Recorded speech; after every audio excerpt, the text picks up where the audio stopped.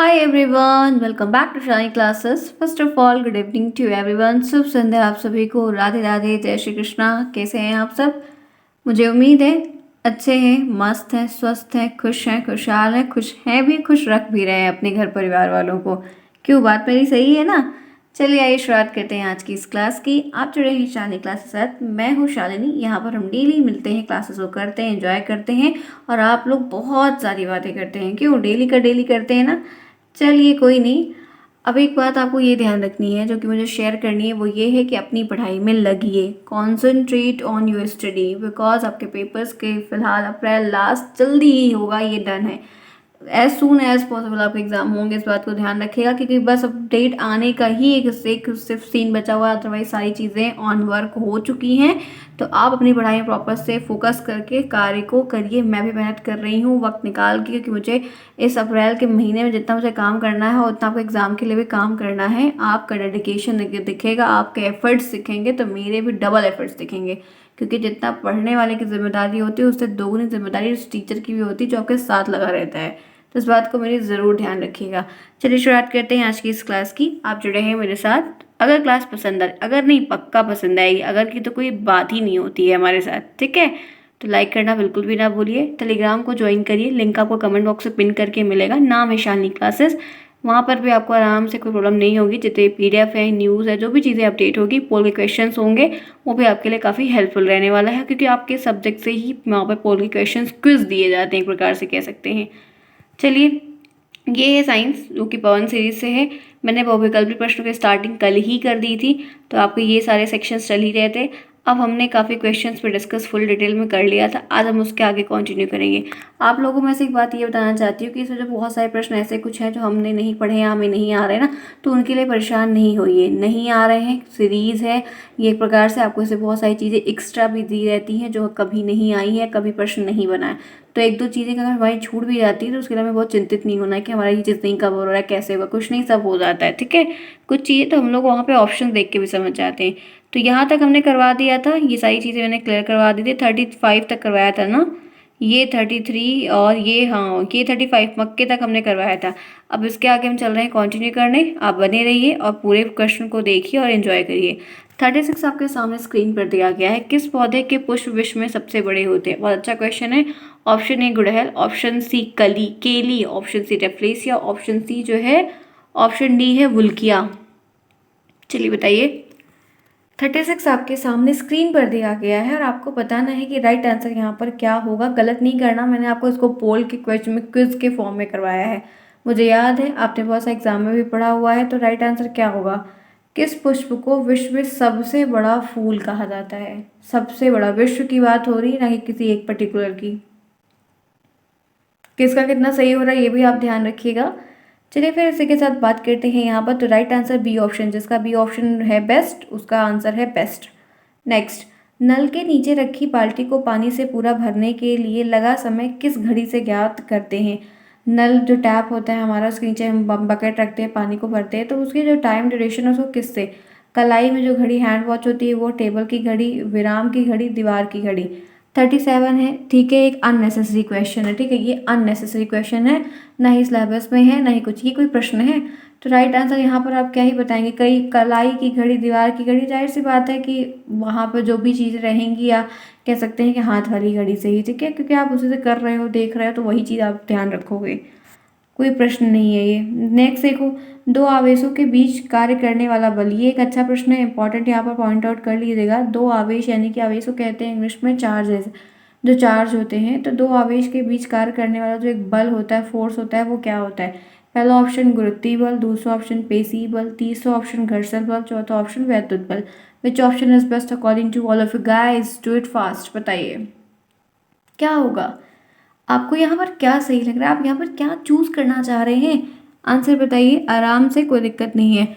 बहुत बढ़िया प्रश्न है, एक अच्छा क्वेश्चन हमें मिला। तो यहाँ पर आपका 38 प्रश्न का राइट आंसर क्या है? डी, वैद्युत बल, इलेक्ट्रिक फोर्स। क्लियर?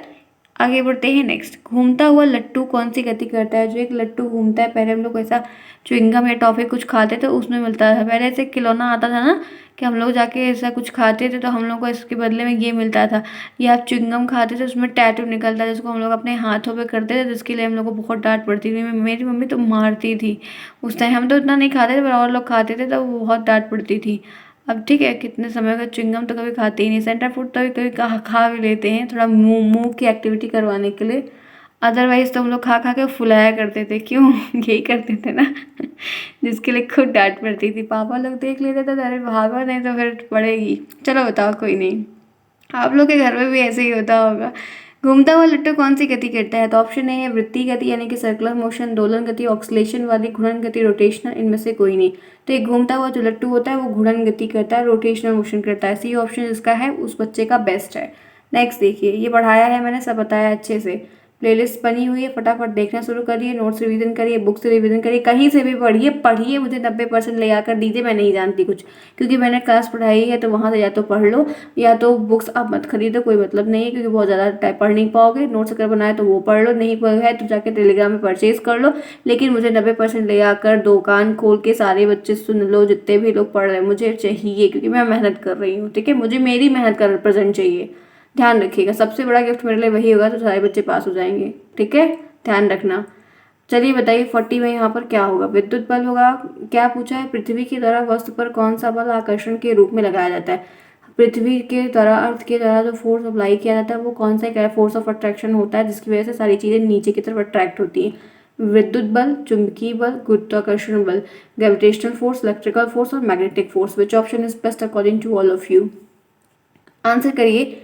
40 में कौन सा आंसर यहाँ पर आपके लिए परफेक्ट है, बेस्ट है, उचित है, जो आपको समझ में आ रहा है कि हाँ ये चीज़ यहाँ पर क्लियर है? आंसर बताइए आप लोग, क्या होगा? तो एक ही ऑप्शन बेस्ट है फ्रेंड्स हमेशा की तरह, वो है ग्रेविटेशनल फोर्स। 40 में बी ऑप्शन जिसका है उनका करेक्ट है। आगे बढ़ते हैं इसी के साथ 41 पे। पृथ्वी का घूमना किस गति का उदाहरण? जो पृथ्वी रोटेट करती है वो किसका उदाहरण है? रेखीय गति का, घूर्णन गति का, दोलन गति का, इनमें से कोई नहीं। जो पृथ्वी घूमती है वो किसका उदाहरण है? बताइए क्या होगा? कौन सा ऑप्शन आपका यहाँ पर सही होगा? Which option is best according to all of you? सही बताना है, चूज करके बताना है, गलत नहीं बताना है, क्योंकि प्रश्न है और आएगा, करना पड़ेगा। आंसर बताइए क्या होगा? तो राइट आंसर आपको पता होना चाहिए। 40 में क्या होगा? अच्छा प्रश्न है, बताइए, आंसर करिए। चलिए मैं बता देती हूँ, राइट आंसर यहाँ पर आप ही का एक ही ऑप्शन है, वो है घूर्णन गति। ठीक है, सी ऑप्शन जिसका है उसका करेक्ट है। नेक्स्ट देखिए, बल का मात्रक सूत्र क्या है? जो बल का मात्रक होता है, अच्छा मैं छोटा कर दूँ शायद आप लोगों को क्लियर दिखेगा ना, नहीं सही है, चलो। बल का मात्रक सूत्र, बल का सूत्र क्या है, क्या होता है बल का फॉर्मूला? द्रव्यमान बटा एक्सेलरेशन। ठीक है, mass upon acceleration, mass into समय और मास इंटू एक्सेलरेशन। बताइए, त्वरण, एक्सेलरेशन को त्वरण कहते हैं ना, हाँ वही है। द्रव्यमान बटा त्वरण, द्रव्यमान गुणे त्वरण और द्रव्यमान गुणे समय। तो 42 में क्या सही है, क्या परफेक्ट है, सही लग रहा है, समझ में आ रहा है, क्लियर है पूरा? तो राइट आंसर 42 का एक ही है, वो है आपका सी ऑप्शन, द्रव्यमान गुणे गुणे त्वरण। द्रव्यमान गुणे त्वरण, सी ऑप्शन जो है वो यहाँ पर आपका उचित है, बेस्ट है 42 में। चलिए बात करते हैं 43 की। CGS पद्धति के अनुसार बल का मात्रक क्या है? जो CGS पद्धति है उसके अनुसार बल का मात्रक क्या होता है? डाइन होता है, न्यूटन होता है, क्यूरी। अच्छा एक बात ध्यान रखिएगा, ये भी वेरी इंपॉर्टेंट है, ये भी वेरी इंपॉर्टेंट है, ये सारे आएंगे, इनको नहीं छोड़ना, इनको जबरदस्ती याद करके रखो। ठीक है, ये सब नहीं बोला, ये सारे आते हैं। तो राइट आंसर यहाँ पर क्या होगा? डाइन होगा। ठीक है, आगे बढ़ते हैं, इसी के साथ चलते हैं। नेक्स्ट देखिए 44। निम्नलिखित में से कौन सी घटना गुरुत्वाकर्षण बल का एक एग्जाम्पल नहीं है? पत्ते से, पेड़ से जो पत्ता गिरता है वो, समतल पर गाड़ी के को ढकेलना पड़ता है वो, उछाले गए बॉल का धरती पर गिरना है वो, और पहाड़ी से पत्थर का टूटकर नीचे की ओर लुढ़कना है वो। तो इसमें से कोई एक ऐसा उदाहरण है जो ग्रेविटेशनल फोर्स को लागू नहीं करता है, या मतलब उसमें नहीं अप्लाई हो रहा है? 44 आंसर बताइए। 44 में क्या होगा? फटाफट आंसर करिए। 44 में क्या सही होगा? और लाइक भी करिए। चलिए सभी लोग, आप लोग करते नहीं, मुझे बार बार कहना पड़ता है, आकर भी कहना पड़ता है। ठीक है, चलो बताओ फटाफट आंसर करो। अच्छा प्रश्न है, गलत नहीं करना, बेसिक्स है, एकदम नॉर्मल सा प्रश्न है। तो राइट आंसर बी ऑप्शन है। ठीक है, क्योंकि ये इसमें ग्रेविटेशन की कोई बात नहीं हुई है, बाकी सभी में जो है ग्रेविटेशन फोर्स, पेड़ से पत्ता गिर रहा है तो ड्यू टू ग्रेविटेशनल फोर्स, कोई चीज़ हम ऊपर की तरफ उछाल रहे हैं, पत्थर फेंक रहे हैं, बॉल फेंक रहे हैं तो नीचे गिरती है, ग्रेविटेशनल फोर्स, पहाड़ के ऊपर से कोई पत्थर टूट गिर रहा है, लैंडस्लाइड हो रही है, तो ग्रेविटेशनल फोर्स है नीचे की तरफ होता ही होता है। आगे बढ़े, यहाँ तक क्लियर है? Perfect, no problem. चलो 44 में आ जाइए। 45 हो गया। शुद्ध पदार्थ वे पदार्थ है। शुद्ध पदार्थ एक प्योर सब्सटेंस क्या होता है? ये केमिस्ट्री के सेक्शन का है, जो कि ये भी इंपॉर्टेंट है, ये वाला भी इंपॉर्टेंट है, ध्यान रखिएगा। जो पदार्थ जो खाने में शुद्ध हो वो शुद्ध है, जिसमें सभी अणु समान प्रकृति के हों वो शुद्ध है, ठीक है। जिन्हें छान कर या विस्थापित करके अलग कर सकते हैं वो शुद्ध है। जो विभिन्न तत्वों के मिश्रण से बना हो। तो 45 में क्या सही है? शुद्ध पदार्थ, प्योर सब्सटेंस हम किसको कहते हैं? कौन सा ऑप्शन सही है? आंसर करिए। Which option is best my friends? क्या आपको उचित लग रहा है? क्या आपको यहाँ पर सही दिख रहा है? क्या परफेक्ट है? 45। तो 45 में यहाँ पर आपका कौन सा ऑप्शन सही होगा? तो एक ही ऑप्शन सही है जिसमें जो अणुओं की संख्या है, जो प्रकृति है, वो समान हो, ठीक है। जो अणुओं के समान जो अणु हैं वो सभी समान प्रकृति के हो। तो ये आपका 45 में बी ऑप्शन जो है सही है। आगे बढ़ते हैं, इसी के साथ चलते हैं नेक्स्ट पे। एमकेएस पद्धति के अनुसार बल का मात्रक क्या होता है? जब एमकेएस पद्धति है तो उसके अनुसार बल का मात्रक क्या होता है? न्यूटन होता है, डाइन होता है, किलोग्राम होता है, इनमें से कोई नहीं, ठीक है। एमकेएस जल्दी बताओ एम के मीटर किलोग्राम सेकंड। एम के एस पद्धति को यही कहते हैं, एम फॉर मीटर, के for kilogram, S for second. तो कौन सा ऑप्शन सही होगा? 46 में। इससे क्या होता है ना, ये अलग अलग पैटर्न है, पूछता है और बल का ही बार बार पूछ रहा है और हम गलत करते हैं। तो राइट आंसर क्या होगा यहाँ पर? न्यूटन होगा, ठीक है। ए ऑप्शन जो है वो 46 में सही है। गलत नहीं करना, प्रॉपर है, समझ जाओगे तो हो जाएगा। क्योंकि देखो अभी आप क्या कर रहे हो, ये एमकेएस पद्धति से है, ये एमकेएस पद्धति से जो है वो न्यूटन होता है। अभी मैंने इसके ऊपर जो आपको पढ़ाया था वो सीजीएस पद्धति से था, ठीक है। तो सीजीएस पद्धति का मतलब यहाँ पर क्या है, वहाँ पर डाइन था, यहाँ पर न्यूटन है। तो दोनों इसकी है, लेकिन जो सेट ऑफ पैटर्न है वो दोनों का अलग अलग है, इसीलिए दोनों अलग है। नहीं तो आपका हमेशा आता हुआ प्रश्न आप गलत करके आते हैं, अरे ये नहीं ये हुआ, कि बच्चे कन्फ्यूज हो जाते हैं, ठीक है। तो ध्यान रखिएगा। नेक्स्ट चलिए 47। जब कोई वस्तु सदैव एक सरल रेखा में गति करती है और उसकी गति कौन सी गति कहलाती है? जब एक सिंपल सरल रेखा में चल रही है तो गुणन गति कर रही है, दोलन कर रही है, ऑक्सीलेशन कर रही है, वृत्तीय गति सर्कुलर मोशन कर रही है, कि लीनियर मोशन कर रही है, रेखीय गति कर रही है। जब कोई भी वस्तु हो, गाड़ी हो, सामान हो, कुछ भी हो, अगर वो सरल रेखा में कॉन्टिन्यूस गति करते हुए जा रहा है तो उसके अंदर कौन सी गति पाई जा रही है, कौन सा मोशन हो रहा है? तो 47 में क्या सही होगा? 47 में आपको क्या सही लग रहा है, क्या परफेक्ट लग रहा है? तो राइट आंसर है लीनियर मोशन होगा, क्योंकि वो रेखीय गति कर रहा है ना, अगर यहाँ से चल रहा है तो सीधा चलता ही चला जा रहा है। तो 47 में आपका डी ऑप्शन बेस्ट है। डी ऑप्शन जिसका करेक्ट है उन सभी का करेक्ट है। एक बात ध्यान रखिएगा कि फिजिक्स के क्वेश्चन ये जितने भी अभी तक हो रहे हैं सारे के सारे इंपॉर्टेंट है, आएंगे। आगे चलते हैं, बढ़ते हैं 48 पे। कुम्हार के चाक में जो गति होती है वो क्या होती है? कुम्हार वो जानते हैं ना, जो कुल्हड़ वुल्हड़ बनाते हैं मिट्टी के, दियाली वाली जो बनाते हैं वो सब, ठीक है। अच्छा लगता है देखने में। तो 48 में क्या होगा? वो कैसी गति है? वो वृत्तीय गति होती है, रेखीय गति होती है, गुणन गति होती है, इनमें से कोई नहीं। तो 48 में क्या बेस्ट है बताओ फ्रेंड्स? चलो आंसर करिए, सभी के आंसर आने चाहिए, मेहनत करिए, हो जाएगा। पढ़ाया है, सारी चीज़ें बताई है, सब कुछ क्लियर समझाया है, बेसिक बेसिक है, अगर आप समझोगे तो समझ ले जाओगे। इसमें कोई परेशान होने की बात या बहुत दिक्कत की बात आपको नहीं है। आंसर क्या होगा लगाइए, समझिए, चीज़ें आपकी क्लियर हो जाएंगी। आंसर करिए, आपका यहाँ पर क्या सही होगा? आप लोग अपने कॉलेज में जहाँ पर भी जाते हैं, जितने भी चीज़ें हैं, जितना आप लोग अपने थोड़ा सा सब्सक्राइबर पे भी फोकस किया करिए, ठीक है। कोई ज़बरदस्ती नहीं है फिलहाल, लेकिन कोशिश करिए, कोशिश करने वालों की कभी हार नहीं होती, ठीक है। चलिए, तो यहाँ पर जो मैंने आपसे प्रश्न पूछा इसका राइट आंसर यहाँ पर क्या होगा? गुणन गति, ठीक है।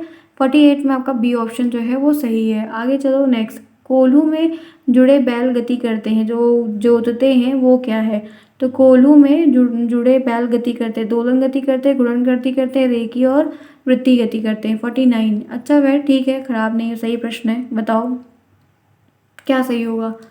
ये यहाँ पर आपका कौन सा ऑप्शन सही होगा? आंसर करिए, which option is best according to all of you guys. तो राइट आंसर यहाँ पर जो है वो आपका वृत्तीय गति है। डी ऑप्शन जो है वो परफेक्ट है। आगे चलते हैं नेक्स्ट। चलती ट्रेन में गति करती है, चलती ट्रेन गति करती, कैसे गति करती है? रेखीय, वृत्तीय, दोलन और गुणन। तो 50 में क्या होगा बताइए? चलती ट्रेन कैसी गति करती है? तो राइट आंसर वृत्तीय गति करती है, क्योंकि वो चलती रहती है गोल, क्योंकि उसका देखिए आप कहीं एकदम सीधे स्ट्रेट तो पटरी कहीं बिछी नहीं हुई है, ठीक है। आप रेलवे लाइन देखो कहीं स्ट्रेट नहीं बिछी हुई है। तो आपका सी ऑप्शन जो है वो सही है। तो 50 हमने कर लिया, क्लियर। यहाँ तक ऐसा कोई भी ऑप्शन नहीं, कोई भी क्वेश्चन नहीं था जो डाउट क्रिएट कर रहा है या हमको फंसा रहा है। पढ़ा है, बेसिक पढ़ा है, पहले से पढ़ के रखा है तो हो जाएगा। क्लियर? आगे चलते हैं, नेक्स्ट देखते हैं। एक बार एक कार जब सड़क पर दौड़ती है, एक कोई कार है जब वो सड़क पर रन कर रही है, दौड़ रही है, तो किस प्रकार की गति करेगी? कोई एक कार है वो सड़क पर रन कर रही है, तो किस प्रकार से गति कर रही है? घुड़न, वृत्तीय, रेखी और दोलन। 51 भी एक अच्छा प्रश्न है, आंसर करिए और बताइए कि राइट आंसर यहाँ पर क्या होगा। आप लोगों को मैं ये क्लासेस आप लोग के लिए कर रही हूँ और अपने थोड़े थोड़े काम भी कर रही हूँ, जिसमें से आप लोग को आवाज़ किट किट की आ रही होगी। क्या ही कर सकते हैं फ्रेंड्स, टाइम नहीं मिल पा रहा है ना मुझे। चलिए बताइए, काम भी मेरा चल रहा है एक हाथ से, थोड़े थोड़े एक हाथ से आपके लिए।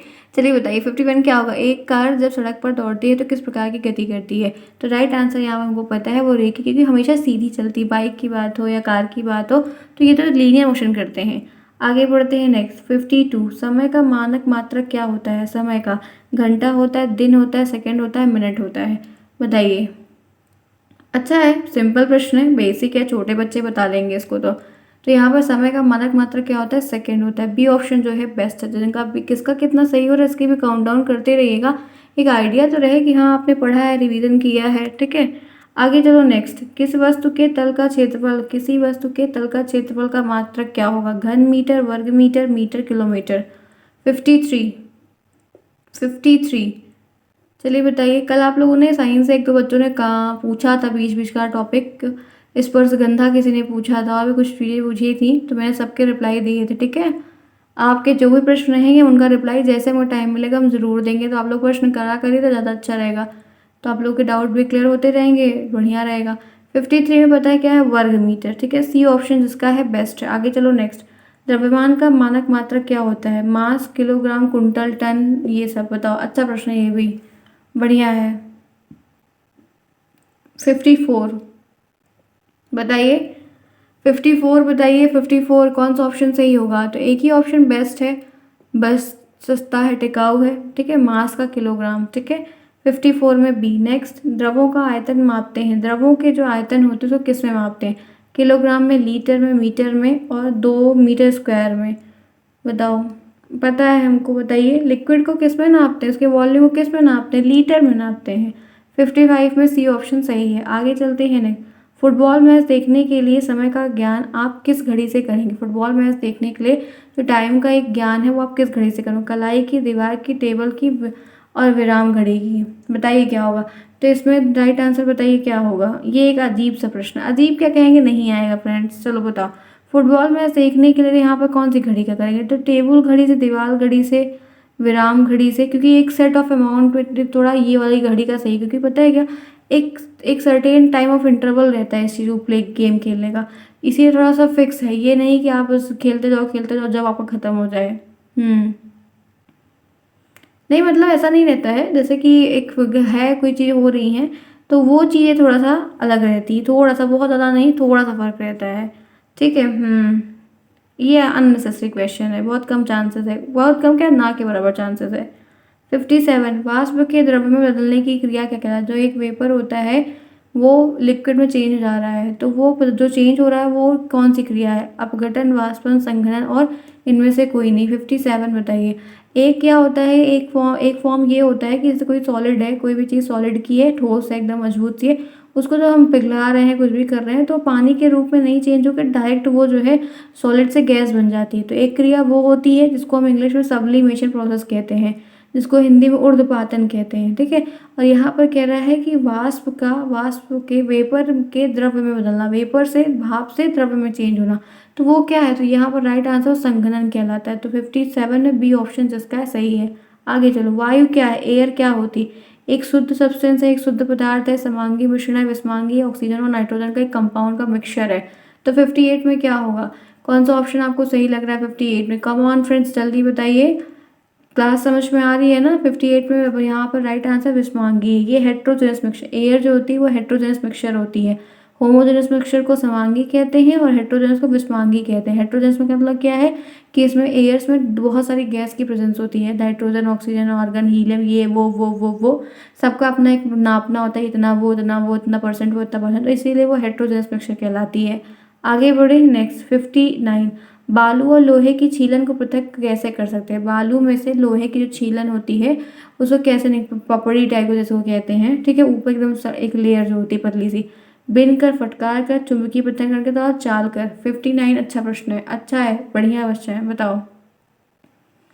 अब बालू में से लोहे की एक परत को बिनना है, कैसे करेंगे? चुंबक के द्वारा करेंगे, बिनेंगे थोड़ी हम, फटकारेंगे थोड़ी, कैसे फटकारोगे, चालोगे थोड़ी, तो हम चुंबकीय पृथक्करण, क्योंकि लोहा चुंबक के चिपक के अट्रैक्ट होके आ जाएगा बाहर।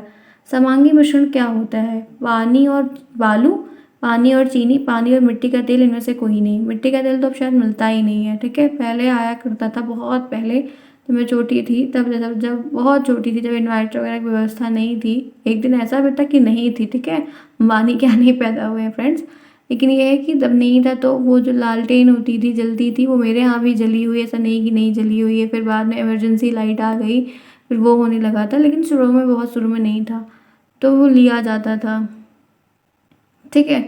हाँ चलिए बताइए, अब तो फिलहाल आता ही, अब तो नहीं आता, बहुत समय पहले की बात है, लेकिन अब मिलता है कि नहीं मिलता वो ये भी नहीं पता।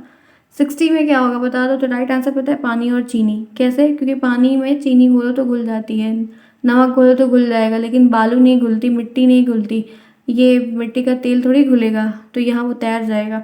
तो समांगी मिश्रण वही होता है, तो सॉल्युबल हो जाए, घुल जाए।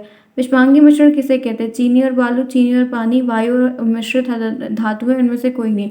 तो 61 में क्या होगा? 61 बताइए, 61 में क्या होगा? 61 में एक ही ऑप्शन बेस्ट है, विषमांगी, चीनी और बालू, ये दोनों कभी मिक्स नहीं हो सकते हैं। आपका 8th ऑप्शन जो है वो यहाँ पर, सॉरी 61 में ए होगा, ठीक है, ए ऑप्शन। 62, नमक के सोल्यूशन में, नमक के विलयन में नमक को प्राप्त करने की विधि कैसे? वाष्पन के निथारना, छानना, कैसे पाएंगे? अच्छा है प्रश्न, बताइए। 62 बताइए। तो राइट आंसर पता है क्या? वाष्पन क्रिया के द्वारा। नेक्स्ट देख चलते हैं, नेक्स्ट देखते हैं। यहाँ तक क्लियर है? कोई प्रॉब्लम? कर लेंगे अगर आएगा ना, तो बिल्कुल कर लेंगे फ्रेंड्स। आइए फिर इसी के साथ आगे बढ़ते हैं। आज हम इसको पूरा देख लेंगे। ऐसे पदार्थ जो जल में घुल जाते हैं, उन्हें, जो ऐसा पदार्थ सब्सटेंस है जो पानी में घुल जाता है, वो क्या कहलाता है? विलायक, अविलायक, विलेय। तो राइट आंसर क्या होगा?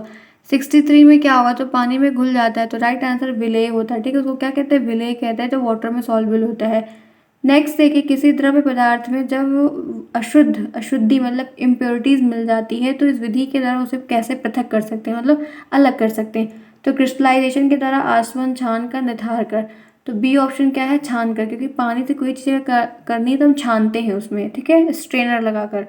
फिर 65, अघुलनशील पदार्थ को पृथक करने की विधि। जो ऐसा पदार्थ जो घुल नहीं रहा है, तो उसको कैसे अलग करोगे? छान कर, निथार कर, आसवन, क्रिस्टलीकरण। तो 65 में सेम आंसर है, यहाँ पर क्या होगा? निथारना होगा, ठीक है, हम निथारते हैं। आगे चलो नेक्स्ट देखो। पत्तियों द्वारा कायिक प्रवर्धन होता है, वेजिटेटिव रिप्रोडक्शन होता है पत्तियों में, तो किस में होता है? बेरोफिलम में, अदरक में, वेलिसिनेरिया में और सीजिटेरिया में।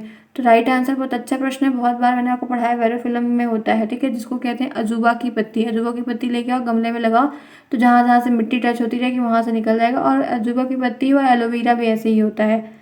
67, निम्नलिखित में से कौन सी घटना गुरुत्वाकर्षण का उदाहरण नहीं है? गुरुत्वाकर्षण बल का, पत्ते से पेड़ का गिरना, ये वही वाला सेम हो गया है जो हमने ऊपर वहाँ पर पढ़ा हुआ था, तो इसको रिपीट नहीं करेंगे।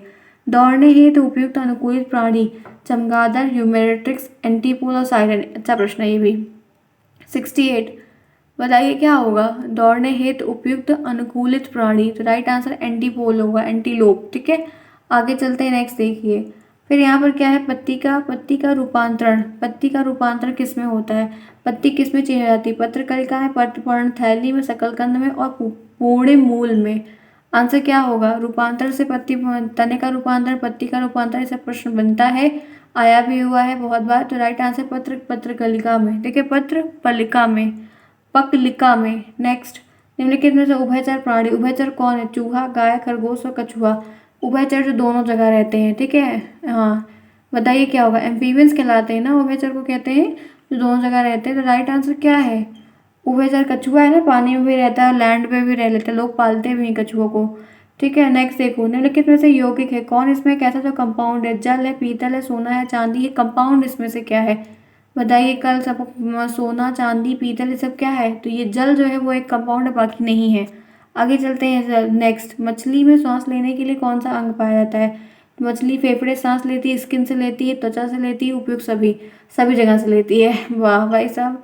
चलो बताओ 72 में क्या होता है? राइट आंसर पता है क्या? गलफड़े से लेती है, जिसको इंग्लिश में कहते हैं गिल्स। 2017 का ये प्रश्न है। आगे चलते हैं इसी के साथ। नेक्स्ट, एक गज बराबर कितने की होता है? 5 फुट के, 4 फुट के, 3 फुट के, 2 फुट के। 2017 का प्रश्न है। एक गज बराबर कितने फुट के होता है? गांव वाले इसको आराम से बता देंगे, 3 फुट के बराबर होता है।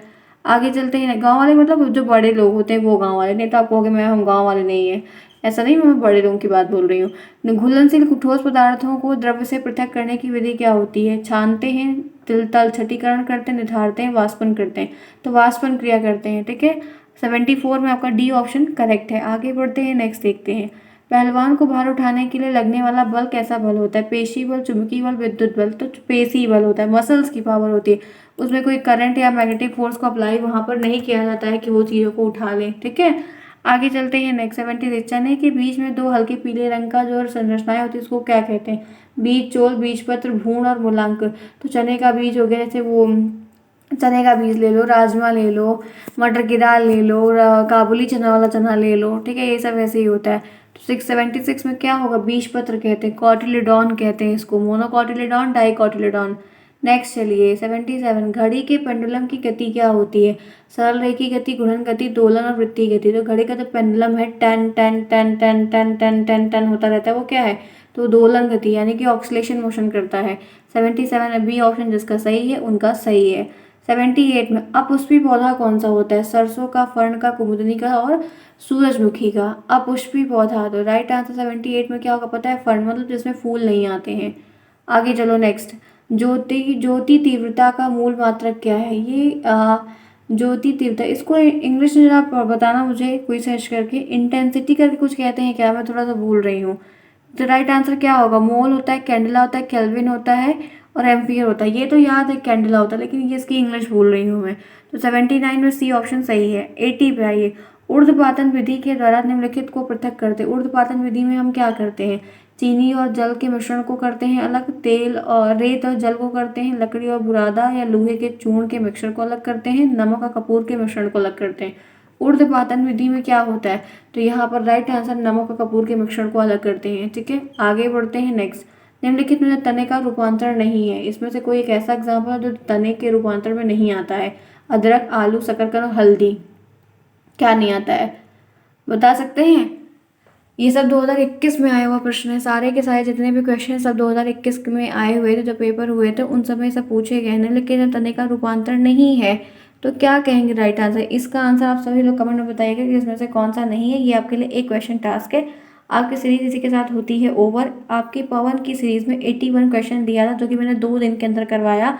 मैं चाहती थी उसको आराम से और धीरे धीरे करवाती, लेकिन नहीं फ्रेंड्स, फटाफट करके खत्म करना, क्योंकि अगर डेट आ जाएगी तो हम पीछे रह जाएंगे, तो रिवीजन हमारा पूरा हो नहीं पाएगा। तो मैं ऐसा नहीं चाहती कुछ बच जाए, तो यही इसलिए फटाफट करना ज़रूरी है। मिलते हैं फिर नेक्स्ट में। ये पीडीएफ मुझे भेजा था बच्चों ने, बहुत अच्छी बात है। इसके आगे क्वेश्चंस को भी सेंड कर दीजिए, एकदम अच्छी सी क्लिक करके पिक्चर मुझे मिल जाए, ताकि मैं आपको हर चीज़ करवा दूँ। मिलते हैं फिर सेम टाइम पर, सेम चीज़ें पढ़ेंगे, बहुत अलग अलग सब्जेक्ट को भी देखेंगे, बेस्ट से बेस्ट करेंगे। तब तक के लिए take care, bye bye, see you soon.